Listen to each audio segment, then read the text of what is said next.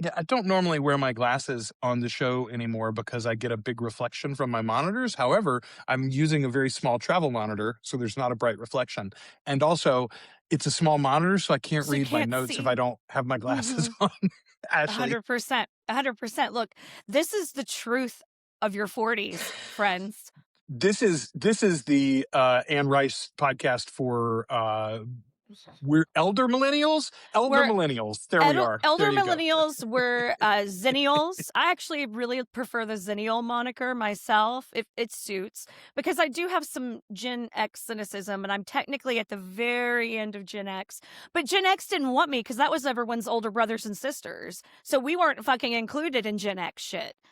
See, okay, so first of all, Ashley and I have an official position that the generation naming is bullshit. Nobody ever did this until Tom Brokaw wrote a book, and then everybody wanted to do it. But that's fine. That's fine. Whatever. We're going We'll to deal take with it.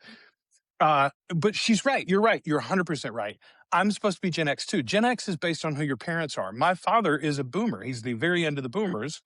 And therefore, I am Gen X. I was born in 81. Technically, I could maybe qualify, but also, they don't want us. That's fine. We'll be They don't elder want us. millennials. We We're weren't very pissy uncool. enough. We We had a wear little too much hope. bifocals. Well, we all watched the Challenger explode in like elementary school, in like either God bless kindergarten us. or first grade. So we're all broken in the same way. We got empathy really early.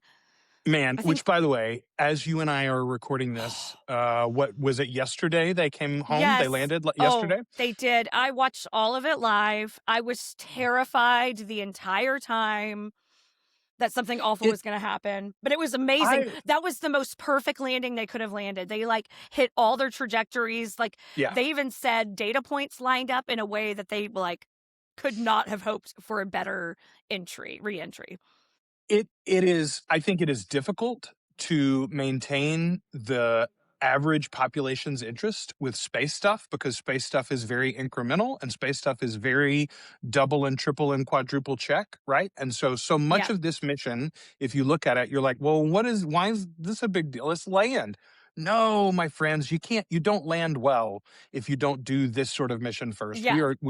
But we're getting close. And what we are trying to attempt is a situation where to go to space and to even go to other planetary bodies is not uncommon. It's regular and Yes. functional. And why? It's not, listen, for God's sake, that Ashley and I are not here to support billionaires' ego and ambitions, right? We don't give a No. shit whether Musk and Bezos get to have a piece of the moon. Y'all, I don't give a However, shit about those guys flying rockets to the. I really don't give them that much of a precisely, shit. Like, it doesn't here's interest me. This is science. I want to survive as a species, though. And as a species, the way you survive is you get off this fucking rock. There are other worlds than these, Yeah. to quote the Dark Tower, and we want to go to them. Yeah. This is going to be so good for this next generation that's in school right now, because we have not had a manned space flight since we shut down the shuttle program. So like all of that joy and wonder and magic that we grew up with because we were of the space shuttle era, they've like so many kids have missed out on that. And so this is going to be a boom for science and interest in science and technology for kids, especially for girls. This is a big fucking deal. I'm so excited. And they got to see shit no one's ever fucking seen before. And we're seeing pictures of things that we've never seen before. It's incredibly exciting and inspiring. It's going to be the first American of color on the moon, the first person of color on the moon, right? The first woman on the moon is coming up next year. Like Yeah. these things are not theoreticals anymore. They're going to happen. And so, also, fuck the Trump administration, because even as Artemis is returning, they are pushing forward with their planned cuts to NASA for next year. So yeah, absolutely moronic. But let's spend roughly 75% of our nation's budget on fucking war. Cool, yeah. sweet. That's great. That's really blow up a country that didn't attack us. Yeah. We love it. We love to see it. in service of one that probably did several times. But that's enough of our political and space corner here on Articulate Coven. Welcome to the Articulate Coven, the original, unofficial fan podcast and community for Anne Rice's Immortal Universe.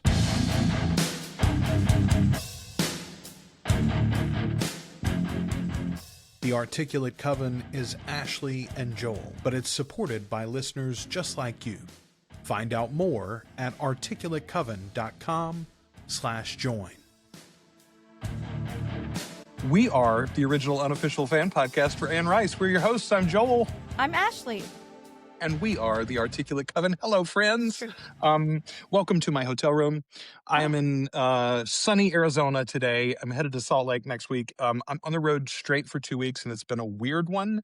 However, we put this episode of Interview into my to-do list even before I left. So Judah and I did get to watch this one together. I was shocked and appalled to realize which episode we were going to have to watch apart this coming week, though. Oh! Yes, very much looking forward to the discussion that he and I will have after he watches that one. Are you going to watch it? Are you going to be able to watch it like FaceTime while you watch it or something? I hadn't even thought about that. We might do that. We might at least we might watch it at the same time and do a have chat a post-mortem thread with each other. or something. Yeah. That's a good idea. I should get with him and see what his schedule's like this week. I'm here recording for work. I'm recording a nursing conference, and we did 30 episodes since Wednesday. This is Saturday afternoon, as Ashley and I are recording. So I am a very tired man, have a lot of medical details in my head right now. However, we're going to try to circle back to our favorite vampires. We're talking about episode 204 tonight of Interview with the Vampire. And this is our official rewatch for the first time of season 2. Yes. Before we get into the episode proper, I've got some cool feedback from Matt Simpson on Instagram. Matt's great. He kind of messages me out of the blue from time to time with some good stuff. But he and I had a pretty long chat thread back and forth recently. A couple of fun audio things that I meant to point out to you guys after your season 2, episode 2 podcast went up. I'm a voice actor and singer, so I love this stuff. Ooh. In the final hunt scene at the mansion, we talked about they're tearing apart the mansion in the background. Meanwhile, Louis and Armand are doing the love scene up front. And then they ride away from this scene of carnage. And we're sort of rooting for Louis and Claudia in that moment, even though it's all very violent and over the top. While all the carnage is happening hilariously behind Louis and Armand, listen closely to the background audio. It's comedic, mostly. It is. Until Armand warns Louis to guard his thoughts about Lestat. When he says that the Coven can be unforgiving when lied to, the background noise turns to a chorus of nothing but screams. Ooh. It's been sort of frivolous and light and played for laughs until that moment, and suddenly it becomes very chilling when you notice it. Also, a note about the music and the motorcycle part of that hunt. Daniel Hart is blending 2 brilliant references here. First, he said that Duke Ellington was a huge inspiration for season 2. Hello, Francis. Goodbye, Francis is basically a reworking of the last section of Ellington's Dance Number 1. I especially hear they invited us for a hunt in this recording of The Mooch, though earlier in the piece than this sample. And he's got a Duke Ellington song link there from Spotify. I'll put these links in the show notes if I can at all remember. Awesome. Yeah. But Daniel doesn't stop there. In the 1940s, there was a trend of spooky pop songs that incorporated things like chimes as church bells and strings, woodwinds imitating gusts of wind. Hart brilliantly includes this too, putting the Paris Coven firmly in the pop culture horror world of the 1940s. Here's an example of that 40s spooky stuff. Listen for the wind in the chorus of this sample, and then find it in Daniel Hart's Hunt number. Enjoy. And he shares a song called Bogey Whale by Jack Hilton. Had not thought about that, but I absolutely know what he's referencing with that sort of, think about, and this is later, obviously, but think about, I Put a Spell on You. I put a spell on you. He's doing all these over-the-top things. Let's talk about, no, now I'm going into my notes on the show. Sorry, we'll get back to there in just a second. But anyway, thank you, Matt, for those for that feedback. And again, it's just incredible. layers and layers with the show, right? It's I love it when someone who has special knowledge or special interest in something reaches out to us to help us see even more layers, you know? It's so wonderful. I love how smart the people that hang out and listen to our podcast are. You guys You're are right. incredible. You're incredible. I often think to myself, like, is there a doctor in the house? Like, I feel like no matter what the topic is, we can be Right. like, We've got where are someone. engineers? Yes. Somebody break this down for me. Okay, let's talk for a second about typecasting. This episode in particular deals with the fallout of Claudia's being thrust upon with this role of Baby Lou, Baby Lulu, excuse me.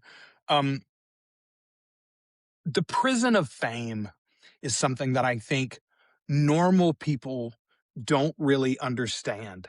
There have been some really good documentaries that do a good job of showing this. I think the Beatles anthology did a pretty good job of showing how those four guys, being, you know, some of the most rich and famous people in the world, were still literally prisoners of that. They had to quit touring because they couldn't perform. I mean, they didn't have to, but they did quit touring because they couldn't perform their music in a way that was pleasing at all for them, because it was just yelling. That's the reason their music, their later music, becomes so weird. They go into the studio exclusively and they begin to experiment on what they can do in the studio that you can't do on stage. Right. Why? Because their crowds are too big and outrageous and I can't get on stage anymore. Yeah. I think about actors. Okay, here's one that like really hurts me personally. The Rock, Dwayne Johnson. I think Dwayne Johnson is one of the most charismatic figures in public life, like definitely in our lifetimes. 100%. I think he's got every bit the charisma of an Arnold Schwarzenegger. Oh, and yes, he better oozes acting it. chops, right? Yeah.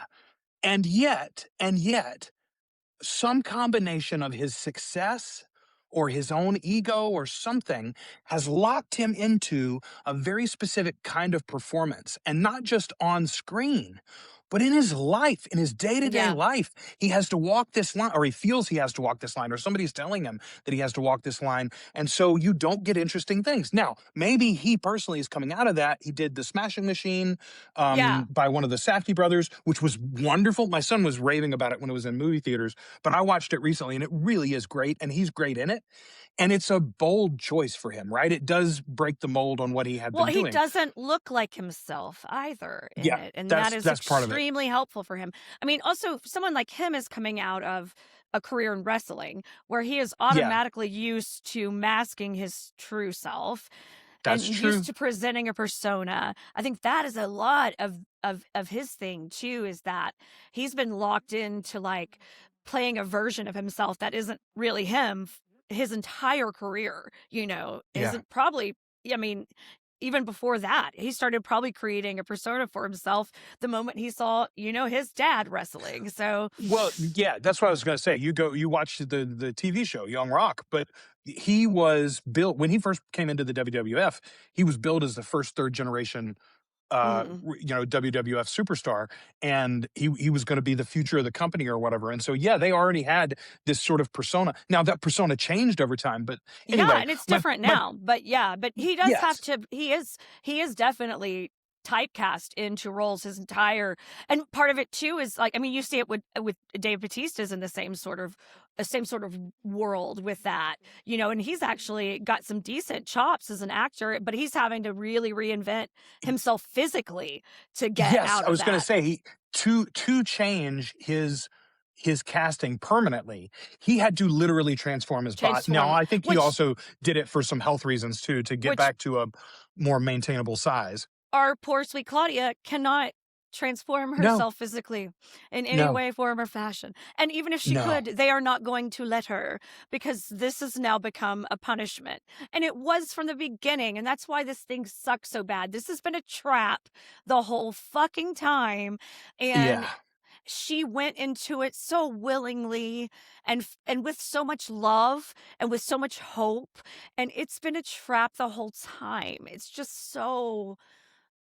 In this moment in the show, watching this for the first time, especially, I would say, if you haven't read the books, this feels like it is a trap laid by Santiago. I think in retrospect, Yes. what we know is this was all very much organized and orchestrated by the maître to separate one of these Americans from the other. Yeah. And he did a pretty good fucking job too. Like, yeah, well, I mean, he mm, just overdid it. And he, like, the thing is he overdid it and gave Louis too much freedom, which Louis isn't going to be tied down. He was going to have to give Louis that freedom if he wanted to keep it, but it was too much for the Coven. You know, once they were like, oh, he doesn't have to follow rules. Fuck, I don't have to follow rules either. You know, I'm going to go, I might get peckish while I'm out on a hunt. Or on a walk in the evening and need a quick little snack. As I'm sitting here now, I think even that was purposeful. I think Armand had decided to leave this Coven, also was not going to leave it to function without him, and we needed the wedge to destroy it all in one fell swoop. I think he wants to destroy Claudia. He wants to destroy Claudia. He wants to separate Claudia from Louis and leave Louis vulnerable so that he is needed. And he wants to destroy this Coven that he is sick and tired of for whatever reason. And the combination. Now, I will say, I've seen Armand defend. I won't say defenders. That's too harsh a word for what I mean. I say I've seen people who love Armand in a similar way to how you and I love Lestat, say that it's not like we chalk up to choice or purposeful directed anger or like malice to what is actually, and it's not really malice. What it is that Armand is literally a child who was poorly raised, foisted into leadership when he was never trained to be a leader. One of the beautiful things that they do in making him refer to Louis as maître is reminds you he was raised to be Marius's boy. He was raised to be Marius's sidekick, subservient, maybe the leader of the household, but not of Marius, right? A servant to Marius, an underling to Marius, not a true companion. Marius wouldn't even make a true companion of Pandora. Why would he make a true companion of this boy, you know? Right. So anyway, even if you try to give Armand the credit, though, that it's the bad upbringing and it's just he's doing the best he can with what he's been given, still, I think it is clear, especially with what we know in the next few episodes, that this was it's a chessboard, and Armand has positioned it not for just the checkmate, but for a series of moves that will happen here. Yeah, like giving himself a fresh new start with Louis. Yeah, literally. And how did she like being infantilized? I love that Daniel just goes right at him. Yeah. Oh, she was really happy to do what she needed to do for the Coven. She did not enjoy it. Okay, the telling of this in the episode is interesting to me because my note, as I'm writing it, I say, Claudia tires and drops the facade of full acting so quickly. For us, the story that we are told, Claudia immediately turns her back on this and doesn't like it. However, we get the layout. She's done this for 500 performances already before she gets dressed down about her lack of enthusiasm. She hasn't seen Madeline in over a year. It's been like over a year and a half since she's seen Madeline. Yeah. How many performances did Lestat make it through before he got tired? 100. He made it 100 nights and gave it up, and nobody chided his ass about it. No. Claudia has done 5 times as much. More than a year she's been there working and toiling, and finally she's like, you know what, maybe. And here's the thing. It's not even her, really, that causes the thing to come off the rails. Santiago says it. The whole company is in a malaise right now. Well, and they hate, like, they're, like, at first, they're like, I mean, Santiago's not digging the song, but, like, everybody else is like, dee, this is a cute little tune. And then by the time we're to 500 fucking performances, everybody's like, I fucking hate this fucking song. It makes me want to kill myself and everyone around me. So we find out later in the episode, somebody says, the Lulu story is only like 15 minutes long. I asked, though, I made the note, I said, is Lulu the only show they're doing currently? Does her story take the whole time? I said something to Judah about this, and Judah goes, oh, no, it's just one of the ones they're doing, right? Because where's the sacrifice in Lulu's story? Like, they got to bring up somebody and eat them. at the end of the thing, which is a good point. I hadn't really thought about it like that. But yeah, and we she's know not they're even doing that because she gets in trouble for leaving the body out in the green room. You know, she gets in trouble. Exactly. So again, I think it's interesting that the story that Louis and Armand are telling to Daniel, the story that we're hearing as the audience, is purposefully biased against Claudia. Whereas if you move it back a little bit and look at the whole thing, why are we making such a big deal about her enthusiasm for Lulu when she's 15 minutes of the hour and change show or whatever, right? Like, well, and that's even though he has an ulterior motive, that's even what Santiago uses against Armand later. He's like, why are we giving her shit about bumping into the fucking furniture when there is so much disorder and discontent in the Coven? Like, why are you picking her to pick? Why are you choosing her to pick on? Which is so fucked up because, you know, then not 15 minutes later, episode wise, he's in her fucking apartment reading all of her diaries. Okay, while we're talking about chess moves, though, I do love the fact that Santiago chooses to set the Coven not against Armand, but he sets it between Louis and Claudia. He sets the Coven defending Claudia. Yes. And mad at Louis, which then some sort of like coincidence. Oh, does that mean that Armand's against the Coven now? Oh, I didn't mean to. I wasn't saying that. That's so interesting that happened. Oh, yeah. Oh my. No one saw that coming. Yeah. Okay. I love this scene when they're in bed together in the apartment. Armand is debating the nature of their relationship. Meanwhile, Louis is practicing the gifts that relationship has brought him. And I'm just like, you did not. Again, I want to be mad at Armand. Armand's the villain here, we know. And yet, right, Louis is a real bitch to him, man. It is. You could have just cut him off. He could have just left. He could have left. He could have said, Claudia, enjoy the Coven. I'm going to wander Europe or whatever. This ain't for me. And that would have cleared up so much tension between, I mean, this shit was still going to hit the fan because the real issue was Armand wanting to be done with the Coven and Santiago being real done with Armand. You know, that's really the issue. Like that's the fucking thing is that Louis and despite the fact that Armand falls in love with Louis and Claudia are from the beginning just pawns for these two. You know, like they're just pawns. And they're pawns to Lestat because when he comes back and fucking stirs all this shit up about them killing him, you know, like they're just pawns.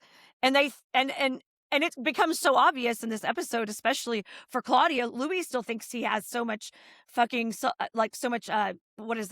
self-determination, but he doesn't, you know, like he's still. Oh, it's so fucked up and weird and awesome. I love it. That dinner scene, that scene where they're at the restaurant is just. If we take this episode at face value, if we take the way that their relationship is laid out and the information that we know from this point, then genuinely Armand gave this a real try, even with Louis being his own person and the Coven existing, et cetera, et cetera. Meanwhile, Louis is a year into this and he won't say boyfriend. He won't say partner or companion. Yeah. Like, what the fuck, Louis? Meanwhile, your ex-husband's, your dead husband's like hanging out in the room with you while you're listening, you're having this conversation with your current lover. Yeah. Okay. Armand's reaction to Louis describing Lestat's presence, what he felt. Ooh. I felt the air moving, et cetera, right? That it's everything. Yeah. Yes. Acid is so good those little facial moments. It's all in his fucking eyes and around his mouth, like the tension around his mouth. Oh, the way his spine, the way his whole body tenses in so minute a way, but so obvious, so like you can feel it through the screen. He's really gifted actor, genuinely. Yeah, he's delicious. He's fucking delicious. I mean, on every level. Okay, the moment when Daniel tries to throw one at him. So you two were the only ones that survived the fire in the theater? I love it. Because he doesn't get to know much more than these guys. Like, he's in this real blind. He doesn't, I mean, sort of to get to let them know that he does maybe have a little information. I got a little something on you. You guys aren't the only ones that are holding, you know. However, immediately, and I think the guys are fucking with him, honestly, as part of it, but some more flashes of the past come back to Daniel, and suddenly he's drowning in it, and he loses his place and can't.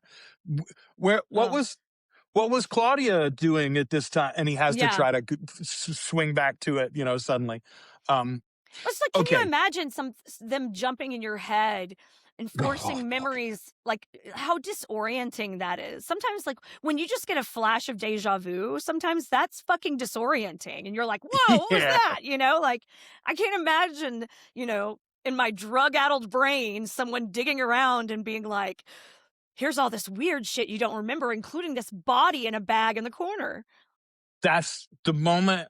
He's seen several flashes of Armand talking to him, and he's hearing these salacious things that he had said to him, and he's trying to place that, and that's all on its own a problem. And then there's a body. Whose body is it? When did that happen? Yeah. What were the circumstances? Why am I lying on the floor when I'm looking at this body? I haven't remembered a body once yet. Where'd that guy even fucking come from? There was just the three of us. Claudia and Madeline being snipey at each other. I've mentioned this previously when Claudia talked about her French, but she says, still painting your windows for the German tourists. So funny. Courting a Nazi sympathizer. Man, again, I like the way that she talks this through. Judah said, well, no, wait, that's later. We'll come back to that. Okay. All right.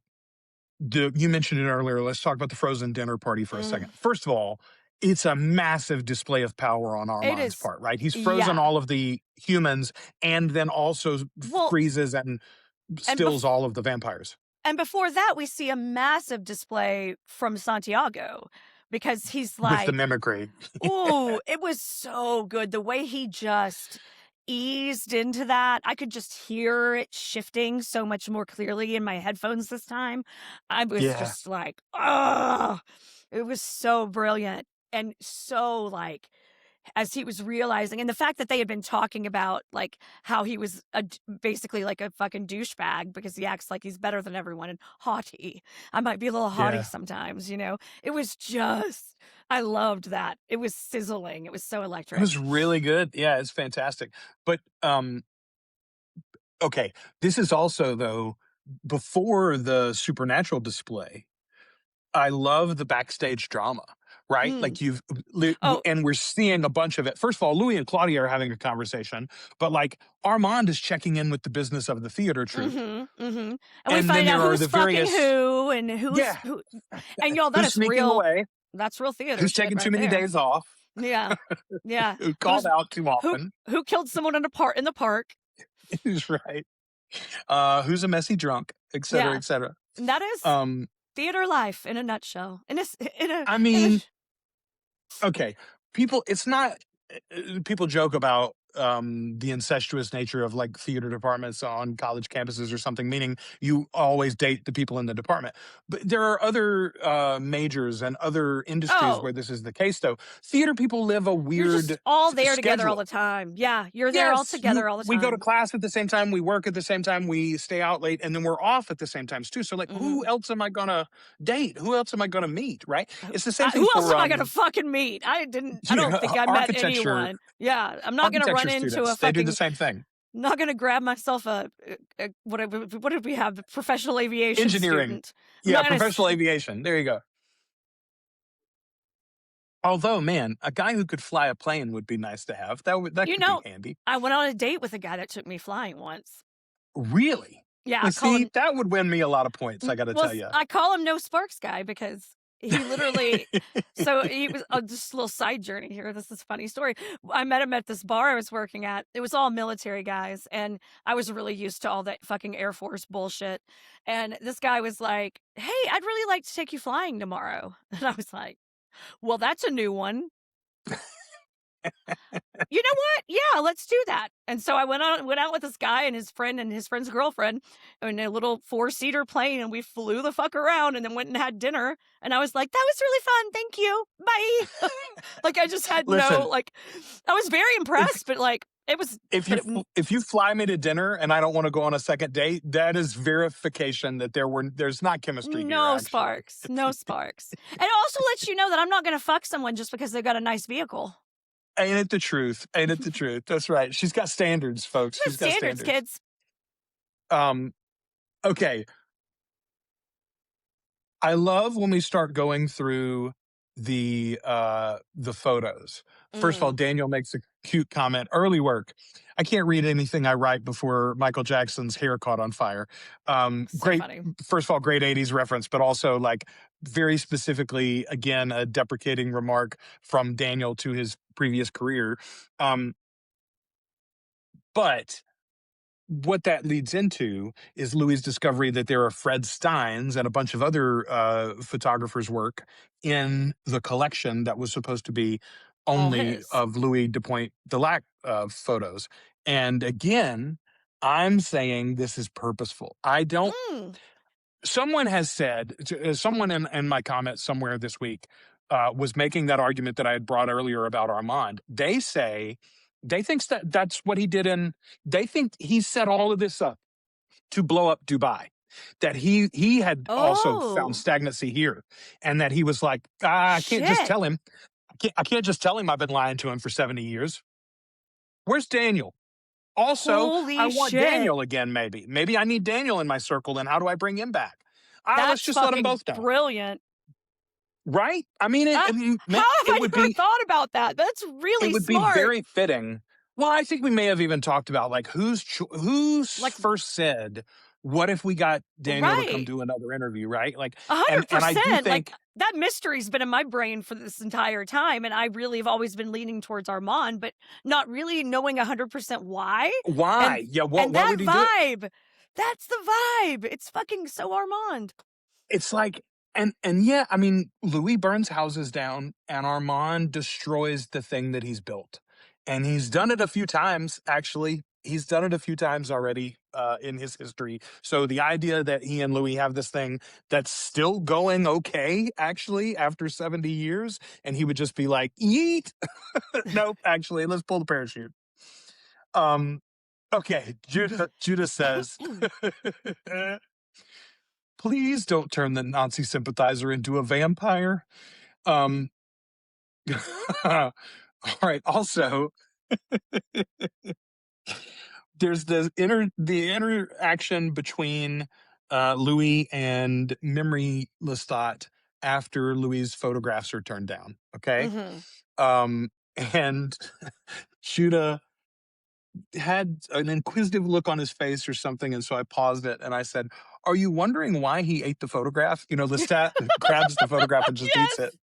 Which, by the way, we found out after this that Sam improvised that. That wasn't, he just grabbed it and chewed it up himself. That wasn't something that they had planned. Okay.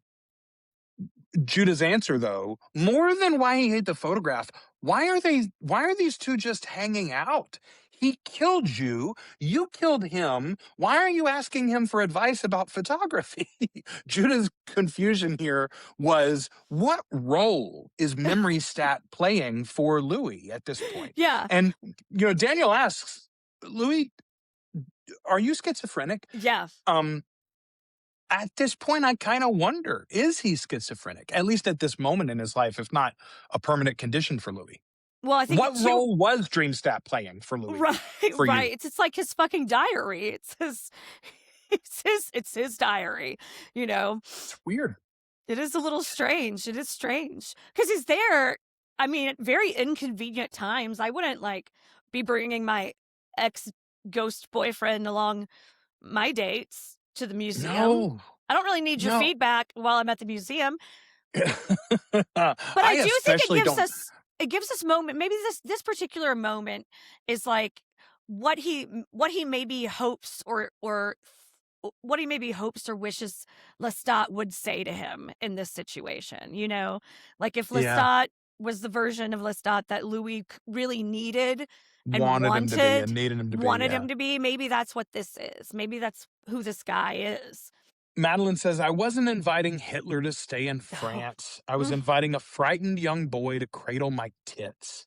And she makes a lovely argument for herself here. And we have talked about many times how throughout human history, in the most dire and terrible of circumstances, people have found joy and people have found connection and people have found respite from their trying existence. That's what Madeline was trying to do here. That's probably what that boy was trying to do. And honestly, like, was this kid a Nazi?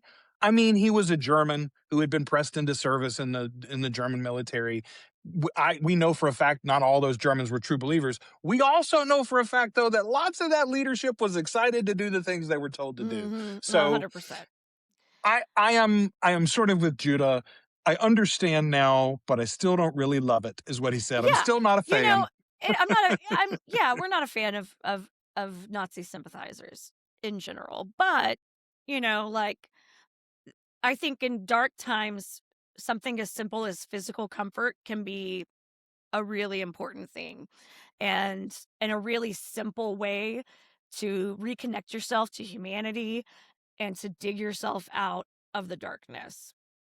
Not to flash forward necessarily to episodes ahead of us too directly with a metaphor, but think about the images of the bodies in Pompeii that are holding one another, you know? Yeah. That sought solace physically with one another as their world came to an end, literally in that case. I mean, Jesus, people held hands when they jumped out of the towers at the World Trade Center, you know? Yep. Okay.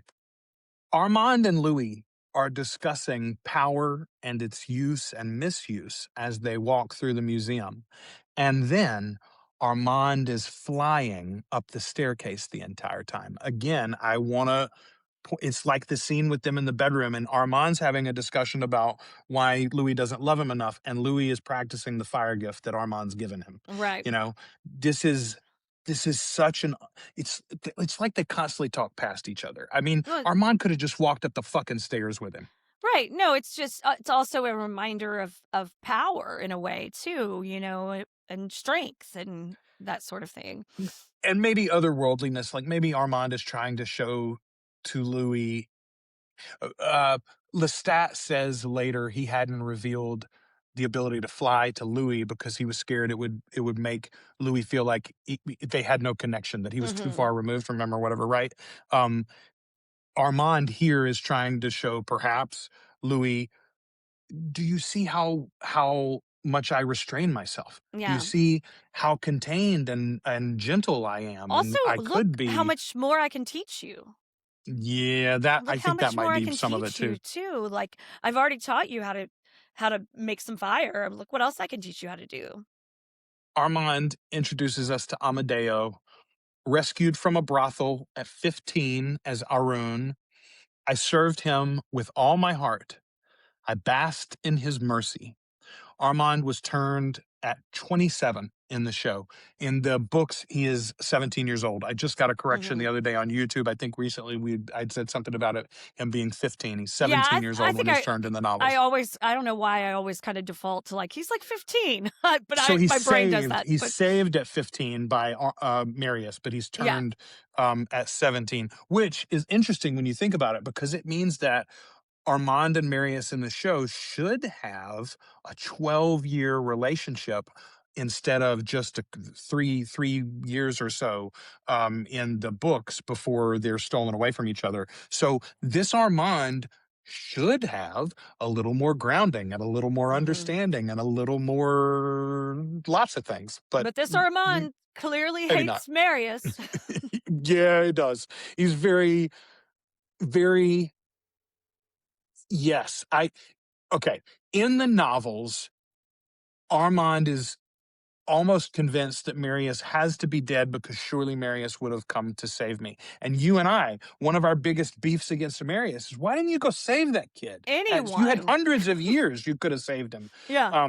You know, here, whether it's true or not, exactly this understanding of their relationship. Armand's understanding is that he was a rent boy for Marius and was used and abused and trained as a servant and a tool.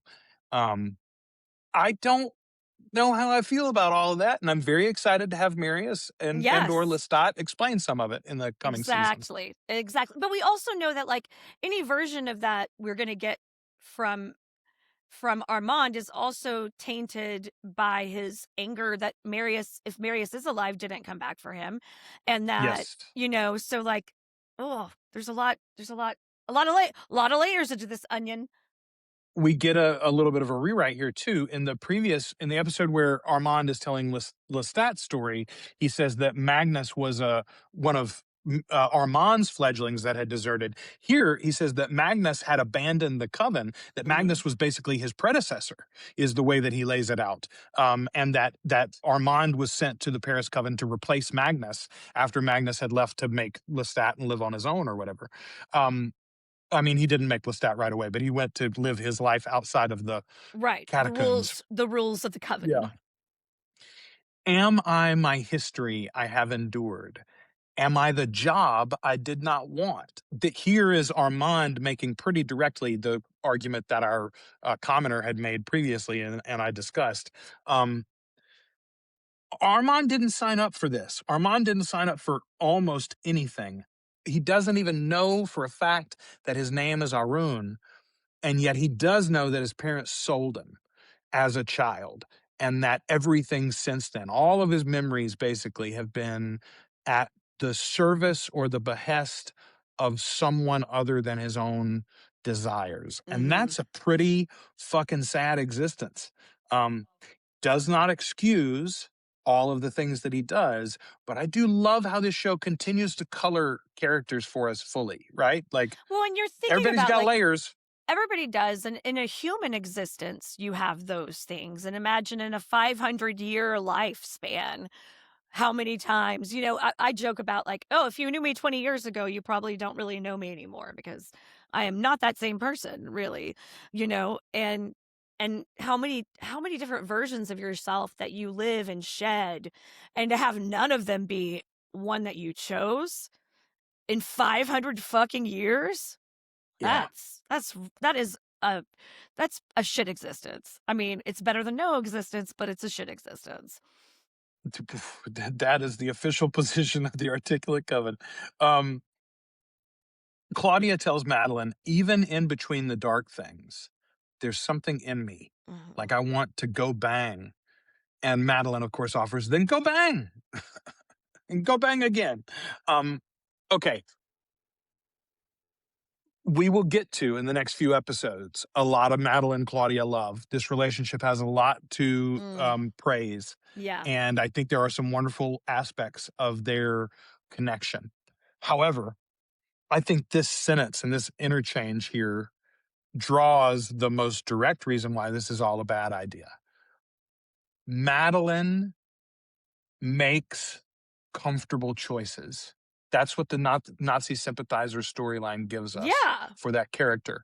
And it's not unlike the character in the book. Madeline in the book has lost a child and uses this immortal child as a replacement for her grief and her pain.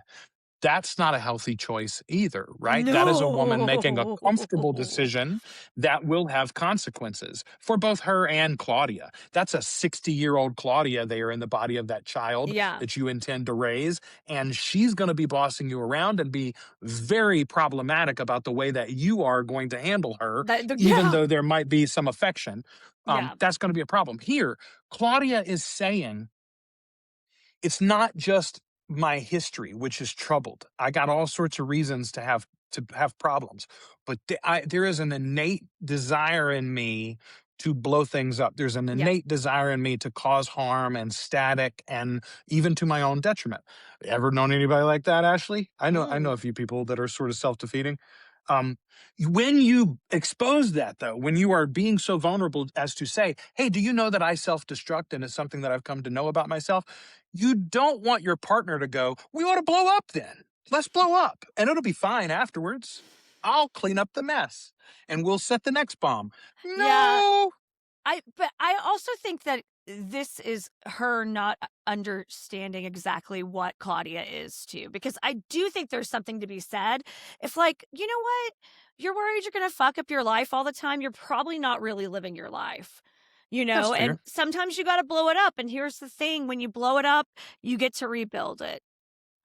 And maybe that's kind of Armand's thought, I'm going to blow it up, but I'll get to redo It'll it be a again, clean slate. it'll be a clean slate, and you can restart over. And just a reminder that if you do blow up, then, there are consequences, but it's not the end of, it doesn't mean the end of you. You can figure out what to do next, And so I don't think she realizes that when she talks about Claudia going boom, it's like a fucking atomic bomb,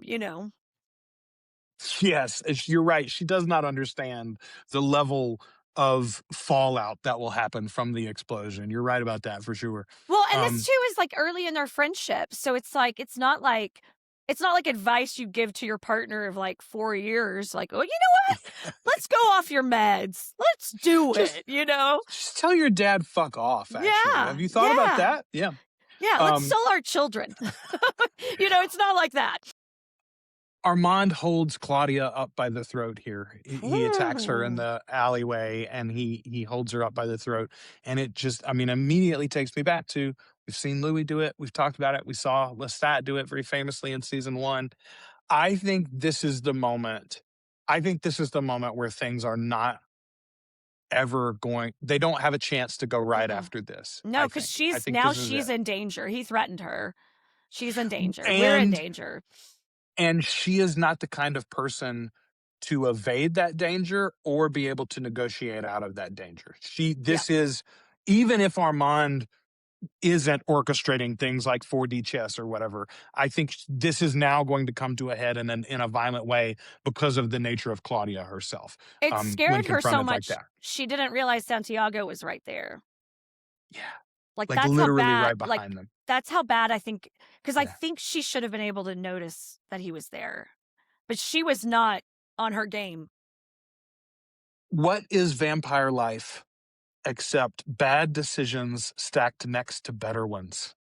What a great line. Oh, this show's real good. Oh, I don't know why we like it. Claudia says, "Oh, I forgot. Love makes you stupid. God, I love that line. Makes you fickle and weak and blind. You and fucking him picked another one over me." God, my girl, my it's poor such girl. That whole, oh my God, listen. The trial is Delaney's greatest moment, but this is a close second. I love this part. This is so good. This scene is so good. Because she's finally found something for herself. A friend. I found a fucking friend. She even tells Armand. She's so excited. I found a fucking friend. And everybody does deserve a friend, man. Everybody deserves a friend. And she can't have anything good. She can't have anything for herself.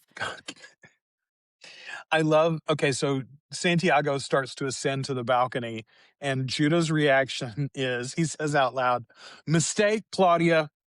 You should have killed Louis." That was his solution. He said, you should have killed Louis, chose Lestat to take to Europe. This would have all worked out better. You might have had a better time in Budapest. He wouldn't have taken you to Budapest. He would have told you, "Hey, the old vampires are all good. They're over here. We shouldn't go see them, though. They don't like us. They don't really like me." Okay. The moment when Lestat says, "There isn't going to be a hunt, is there?" It's, Ashley, the dogs that we've all sent to the upstate farm don't get to ask us about the farm that we're sending them to, do they? But Dreamstat does here. It is so fucking beautiful, especially when you remind yourself. The revelation about the pocket is Lestat's not projecting here. This isn't his spirit transformed. This is Louis' inner monologue dealing with his grief and his remorse over trying to kill Lestat and processing this relationship and trying to rid his mind of this presence. He, in the final moments, as he expunges this character from himself, he tells him, your name will always be at my heart. He tells himself that about the man that he killed. What the fuck is this scene? I love the way this is shot so much. This scene, the music's, it's just perfection. The rain, and not just like also just a real cheap, easy callback to "Was it raining?" Was it raining? That's what I thought too. I was like, "Oh, it's so beautiful." But it's not raining on Lestat until he tells him, "You got to go." And then suddenly he's washing away like Marty McFly. Oh, it's so well done. And then Arun is there, and he says, "I want you more than anything in the world." And Louis says, "You sure about that, Arun?" And uses his slave name. Yeah. To which Armand replies, "Yes, Maître." And it's okay. It's so fucking strange to me that, and again, this is, I know this is Armand's telling through Louis to Daniel, etc. We've talked about unreliable narrator, but Louis paints himself here so unfavorably. He flushes Lestat's memory while showing us that Lestat loved him so dearly, or at least telling us that story, and then uses Armand while not paying attention to the fact that Claudia is about to blow up in Armand's theater. Like, this is all going to go badly, and he's doing a power play. And he's playing sub and dom. Yeah. Like, and this moment flips their entire relationship. Like, the relationship is very, very different going forward from this episode. Yes. 100%. And it's not because, Louis told Lestat goodbye and he chose Armand. That's not what's happening. It's real fucked up. I make you call me daddy. Okay. My final note is Daniel isn't afraid. He just starts the tape. Ashley, where are we going next week? We're going to San Francisco. It's the city by the bay. Somebody left their heart there and other body parts, probably. I'm sure our guys left plenty of body parts back there. I mean, we know about the body in the bag. So there's a long list in those Talamasca files we've already seen of that's very true. Expected victims. Folks, we will be back next week with episode 205 of Interview with the Vampire. Our official rewatch of season 2 continues. Between here and there, if you are a patron or if you're in a position to become one, you're going to have Afterlife. Our latest segment of Afterlife is covering Castle Rock, and we are so close to the end of season 1 of Castle Rock. Yeah, very excited to talk with you all about the episode Henry Deaver. That is the one we're going to talk about tonight. And what else? Lots of great stuff on our YouTube channel. You can go check it out there. Go to articulatecoven.com/events and get your tickets for the 2026 Convergence. We're going to be in New Orleans at Halloween this year. We're going to be in New Orleans at Halloween 2027. You can get info and tickets or pre-sale tickets for those as well. articulatecoven.com/events. There you go. Until next week, we have been your hosts. I'm Joel. I'm Ashley. And we are the Articulate Coven.